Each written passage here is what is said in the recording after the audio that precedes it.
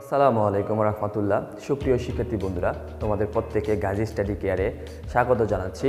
আজকে আমরা আলোচনা করব ষষ্ঠ শ্রেণীর গণিত বইয়ের অধ্যায় 7 ভগ্নাংশের খেলা অধ্যায়টি নিয়ে আলোচনা করব এবং এই অধ্যায়ের পৃষ্ঠা নং 98, 99 এবং 100 এই 3 পৃষ্ঠা নিয়ে আমরা আমাদের আজকের এই পর্বে আমরা আলোচনা করব। ভগ্নাংশের খেলা অধ্যায়ের শুরুতেই একটা গল্প দেওয়া আছে। গল্পটা হচ্ছে এমন: রাতুল আদর্শ গ্রাম উচ্চ বিদ্যালয়ের ষষ্ঠ শ্রেণীর ছাত্র। সে চতুর্থ শ্রেণী এবং পঞ্চম শ্রেণীতে ভগ্নাংশ সম্পর্কে জেনেছে। রাতুলের ছোট একটি বোন রয়েছে যার নাম রিয়া এবং সে তৃতীয় শ্রেণীর ছাত্রী। রাতুলের মা 5টা পিঠা তৈরি করেছিলেন। সেখানে 5টা পিঠা ছিল এবং রাতুল এই 5টা পিঠা তার ছোট বোন রিয়ার মধ্যে ভাগ করলো। সে প্রথমে 2টা পিঠা নিল এবং রিয়াকে 2টা পিঠা দিল। তারপরে একটা পিঠা বাকি থাকে। এই একটা পিঠাকে সমান সে 2 ভাগে ভাগ করলো। এই 2 ভাগে ভাগ করে এক অংশ সে নিজে রাখলো, আরেক অংশ সে তার ছোট বোন রিয়াকে দিল। এবং রাতুলের এই ভাগাভাগি দেখে রাতুলের মা ভীষণ খুশি হলো। এবার প্রিয় শিক্ষার্থী বন্ধুরা, তোমরা বলো তো, বাস্তব জীবনে আমরা এরকম আর কোন কোন ক্ষেত্রে এরকম ভাগাভাগি করে খাই বা ভাগাভাগি করি? ধরে নাও তোমরা 3 বন্ধু একটা আখ কিনেছো এবং আখ বিক্রেতাকে বলেছ যে আমাদেরকে সমান 3 ভাগে ভাগ করে দেন। তখন আখ বিক্রেতা সমান 3 ভাগে যে ভাগ করে দিল, এখানে কিন্তু ভগ্নাংশটা ব্যবহার হয়েছে। এভাবে আমরা বাস্তব জীবনে কিন্তু অনেকভাবে অনেক ক্ষেত্রে ভগ্নাংশের ব্যবহারগুলো আমরা করে থাকি। রাতুল আর রিয়া ভাগ করে যে পিঠা পেল তা যদি সংখ্যায় লিখে প্রকাশ করি কেমন হবে বলো তো? তা যদি আমরা সংখ্যা লিখে প্রকাশ করি, যেহেতু রাতুল প্রথমে 2টি পিঠা পেল এবং পরে পিঠা পেল সে একটি পিঠার 2 ভাগের 1 ভাগ, তাহলে আমরা লিখতে পারি 2 ভাগের 1। এবং এই ধরনের ভগ্নাংশ সম্পর্কে আমরা সামনের ভিডিওগুলোতে আলোচনা করব। রাতুল জানতো যে একটি পিঠার অর্ধেককে আমরা 2 ভাগের 1 লিখতে পারি। এরপর পিঠা খাওয়ার সময় রাতুল রিয়াকে জিজ্ঞেস করলো, এখন যদি এই অর্ধেক পিঠাকে আবার সমান 2 ভাগ করি তাহলে তা একটি পূর্ণ পিঠার কত অংশ হবে? এই যে ছবি 1-এ যদি আমরা অর্ধেক পিঠাকে আবার সমান 2 ভাগে ভাগ করি তাহলে তা একটি পূর্ণ পিঠার কত অংশ হবে? 4 ভাগের 1 ভাগ হবে। রাতুলের প্রশ্ন শুনে রিয়া তার অর্ধেক পিঠাকে আবার সমান 2 ভাগে ভাগ করলো এবং রাতুলের পিঠার পাশে রেখে দিল। দেখা গেল যে 4টি সমান ভাগ একসাথে করলে একটি সম্পূর্ণ পিঠা পাওয়া যায়। ছবি 2-এ, এই যে ছবি 2-এ একটা সম্পূর্ণ পিঠা পাওয়া যায়। সুতরাং আমরা বলতে পারি এই প্রতিটি অংশ ওই পিঠাটির 4 ভাগের 1 ভাগ অথবা 4 ভাগের 1। যদি আমরা অঙ্কে লিখি এভাবেই লিখব। আবার এই 4 ভাগ একসাথে করলে 4 ভাগের 4 অথবা একটি সম্পূর্ণ পিঠা পাওয়া যায়। রিয়া আর রাতুল পিঠা খেতে খেতে আরও আলোচনা করতে থাকলো। আমরা যদি একটি পিঠার 4টি সমান ভাগের 3 ভাগ নেই তাহলে আমরা বলবো 4 ভাগের 3 ভাগ। ছবি 3-এ, এই যে ছবি 3-এ টোটাল 4 ভাগ, এখানে 4 ভাগের 3 ভাগ, এই যে 3 ভাগ রং করা আছে, এই 3 ভাগ, 4 ভাগের 3 ভাগ। আবার যদি আমরা পিঠাকে 6টি সমান ভাগে ভাগ করে 3 ভাগ নেই তখন হবে 6 ভাগের 3 ভাগ। ছবি 4-এ, এই যে পিঠাটিকে সমান 6 ভাগে ভাগ করা হয়েছে এবং 6 ভাগে ভাগ করার পরে 3 ভাগ নেওয়া হলো, তাহলে এটাকে আমরা লিখতে পারি 6 ভাগের 3 ভাগ। রিয়া তখন চিন্তা করে দেখলো ভগ্নাংশ হলো এমন এক ধরনের সংখ্যা যা একটি পূর্ণবস্তুর অংশকে প্রকাশ করতে আমাদের সাহায্য করে।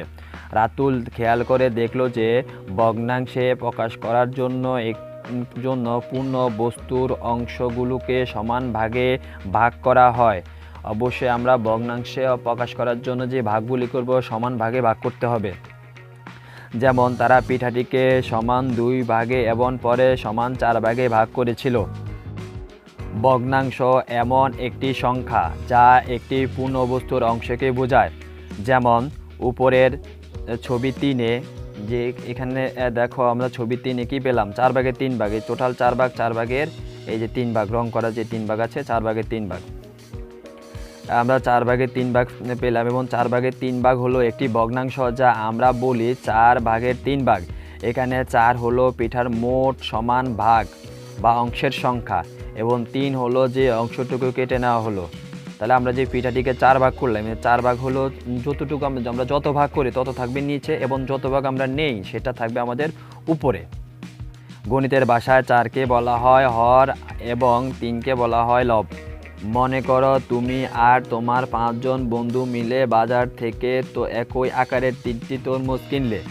এরপর ছবির মতো করে কেনা তরমুজগুলো কাটা হলো। এই যে 3টা তরমুজ কিনলে তোমরা, এবং প্রথম তরমুজকে সমান 2 ভাগে ভাগ করেছ, দ্বিতীয় তরমুজটিকে প্রথমে সমান 2 ভাগে ভাগ করে পরে আবার অর্ধেককে আবার সমান 2 ভাগে ভাগ করেছ, তৃতীয় তরমুজটিকে সমান 4 ভাগে ভাগ করেছ।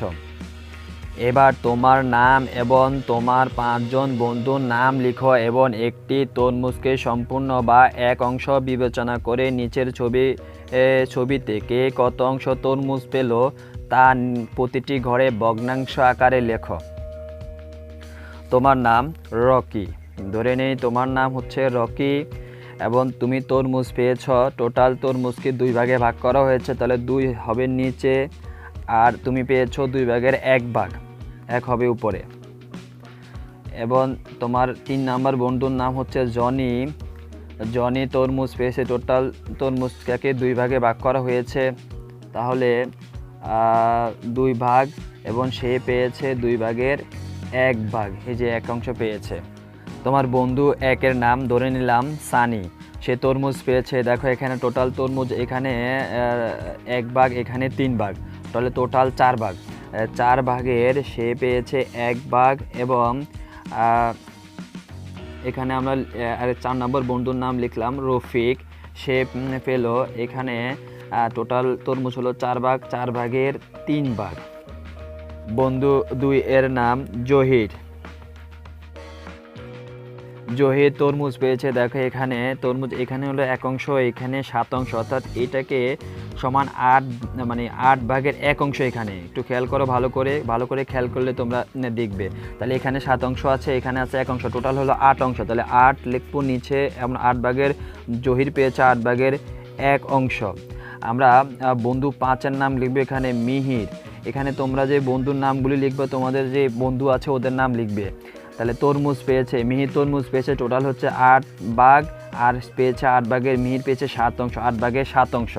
এখন তোমাকে যদি প্রশ্ন করা হয় তুমি ও তোমার 5 জন বন্ধুর মধ্যে কোন বন্ধুকে বেশি তরমুজ দেওয়া হলো, যদি আমরা এটা একবার নিখুঁতভাবে করতে যাই তাহলে আমাদের প্রত্যেকটি ভগ্নাংশকে সমহর বিশিষ্ট ভগ্নাংশে প্রকাশ করে বের করতে হবে। তো এটা আমরা সামনের ভিডিওতে আমরা এটা শিখবো ইনশাল্লাহ। সমহর ভগ্নাংশে প্রকাশ করে কীভাবে ভগ্নাংশ বড় ছোট নির্ণয় করা হয়, এটা আমরা সামনের ভিডিওতে শিখব। তবে এখানে আমরা আমাদের আপাতত দৃষ্টিতে বাস্তব অভিজ্ঞতার আলোকে আমরা বলতে পারি যে এখানে সবচেয়ে বেশি তরমুজ পেয়েছে বন্ধু মিহির, 5 নম্বর বন্ধু মিহির, সে 8 ভাগের 7 ভাগ পেয়েছে, এবং সবচেয়ে কম তরমুজ পেয়েছে বন্ধু জহির, সে 8 ভাগের 1 ভাগ মাত্র তরমুজ পেয়েছে। সম্মানিত ভিউয়ার্স, এটা আমার ইউটিউব চ্যানেলে প্রথম ভিডিও। প্রত্যেককে সঠিক পরামর্শ দিয়ে আমাকে সহযোগিতা করার জন্য বিনীতভাবে অনুরোধ করছি। আল্লাহ হাফেজ।